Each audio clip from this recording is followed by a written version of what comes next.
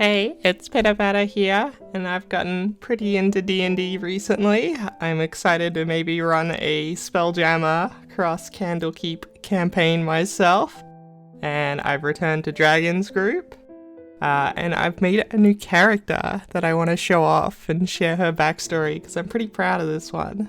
So her name is Lilith, and the base idea is that she's a tiefling who grew up in the Feywild, and because of this she's been changed. You know, she has these bright glowing eyes and this antler where she should have another horn.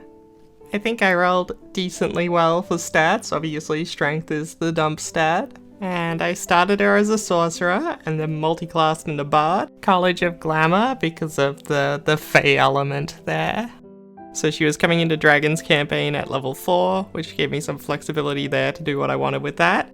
The plan right now is that I'll probably start putting more levels back in Sorcerer, I think, when she starts to level up again.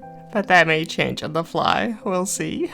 Now for spells, I wanted to make her a bit more of a support in her role in the party. But as a tiefling, she of course gets Hellish Rebuke and Darkness when she hits level 5, and Dragon was generous enough to give her some magical items coming into the campaign, which she gets Find Familiar from, and Blade Ward.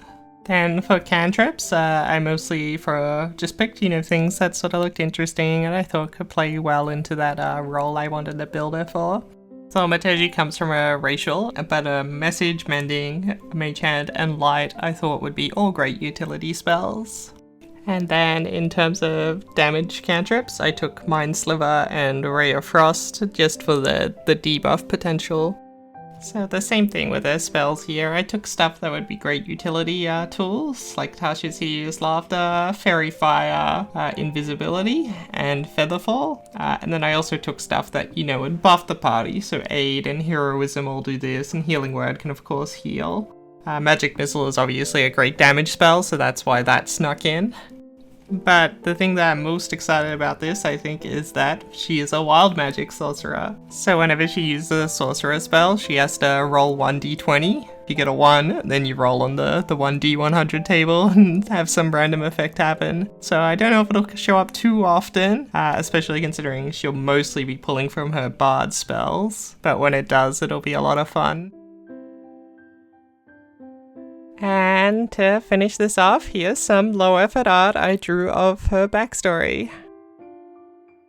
The TLDR is that she was born a boy, so she's a transgender character. Poor farmer in Baldur's Gate finds a magic companion who takes her into the Feywild, where she eventually meets a crazy witch named Juniper, and joins her coven. And then later on, she accidentally, because of her wild magic, turns the coven all into frogs. And this is her motivation in the campaign. Essentially, she wants to undo this. And then she ends up trapped in Barovia, I guess, by means that Dragon will decide. But that's my new character. Thank you for watching.